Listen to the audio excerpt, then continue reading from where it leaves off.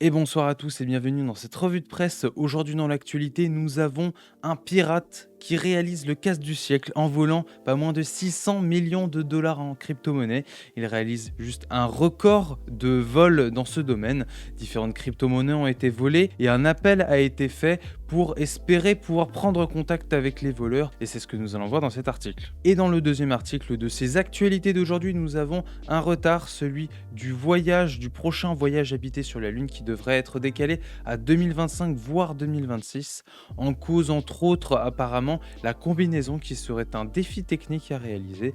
Nous allons voir un peu plus en détail la situation dans cet article. Nous commençons donc avec le casse du siècle. Poly Network, société chargée du transfert de crypto-monnaies, a rapporté un vol record dans le domaine.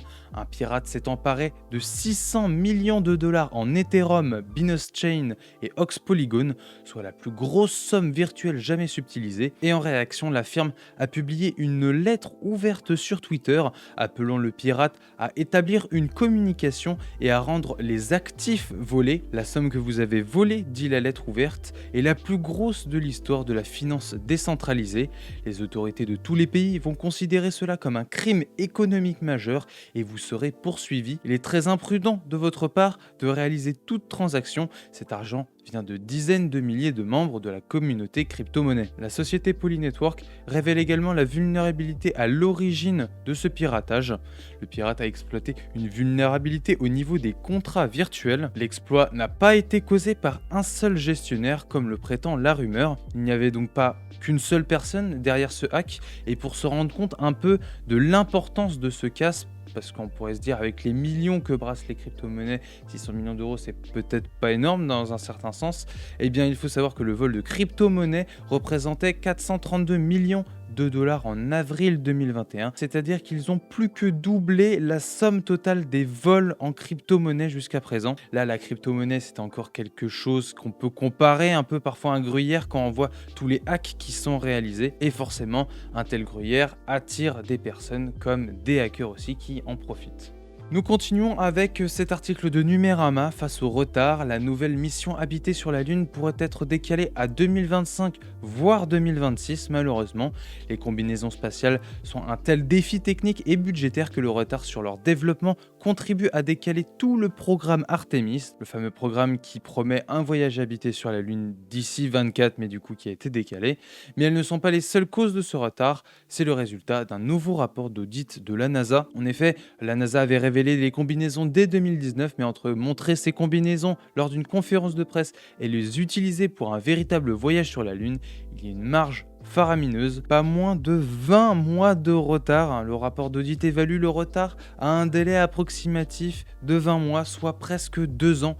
Le processus de fabrication jusqu'à la livraison comprend la conception, la vérification ainsi que le test. Une version démo prévue pour l'ISS doit être utilisée auparavant. Du coup, pourquoi exactement ce retard? Eh bien, apparemment, ce serait dû à un budget insuffisant selon la NASA, car ils vont devoir dépenser plus d'1 milliard de dollars en recherche et développement pour cette combinaison novatrice appelée XEMU. Et oui, l'espace ça coûte extrêmement cher. La NASA, qui a besoin d'un budget de 1 milliard, va le débloquer petit à petit. Il n'a pas un gros chèque de 1 milliard immédiatement comme ça. Il faudra donc encore un peu de patience avant de voir un nouvel homme avec un grand H poser le pied sur notre satellite. Nous commençons la rubrique Speedrun avec cet article. Google va permettre aux mineurs de demander la suppression de leurs photos dans Google Images. Google qui vient de dévoiler une série de nouvelles règles visant à protéger les internautes de moins de 18 ans contre les abus sur ces plateformes.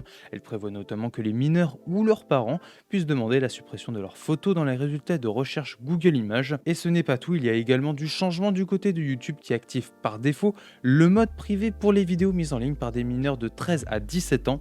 La lecture automatique par défaut sera elle aussi désactivée et des outils de bien-être numérique mis en place comme des alertes qui rappellent de faire une pause lorsqu'on l'on regarde des vidéos en boucle pendant de longues années.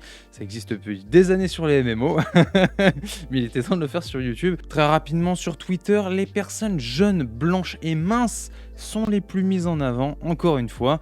Après avoir ouvert les portes de son algorithme à des ingénieurs informatiques, Twitter livre les résultats de son étude. Le recadrage automatique technique des images se basait essentiellement sur des standards de beauté, la firme entend bien rectifier le tir. Concrètement, encore une IA qui est raciste.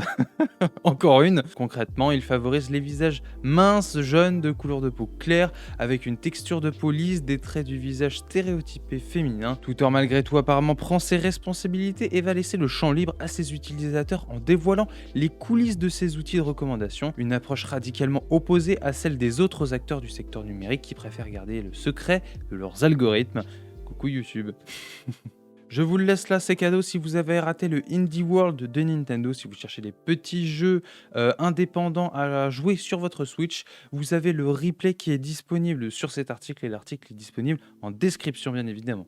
Enfin, pour le dernier article, si vous voulez avoir un chien mais que vous ne voulez pas ramasser sa merde, je vous propose ce CyberDog de Xiaomi, le premier chien robot du fabricant chinois. Le géant chinois Xiaomi a dévoilé un robot quadrupède nommé CyberDog. Il s'agit d'une machine expérimentale open source qui, selon l'entreprise, recèle des possibilités insoupçonnées. Comme un vrai chien, les utilisateurs pourront lui donner des ordres avec des commandes vocales. Le contrôle à l'aide d'une télécommande ou d'une application pour smartphone est aussi disponible. Xiaomi a déjà distribué 1000 CyberDog et je suis même assez surpris du prix puisqu'il est vendu 1315 €, ce qui est pas énorme pour un chien qui est décrit comme un petit bijou technologique quand même. Du coup, c'est un chien pour les gens qui n'ont pas envie de promener son chien, qui n'ont pas envie de lui donner à manger, ni à boire, ni ramasser ses crottes. Prenez pas de chien les gars, hein. Juste prenez pas de chien. Et c'est sur cet article que je vous laisse. En attendant, je vous souhaite une très bonne journée et je vous dis à demain pour une nouvelle revue de presse. Salut!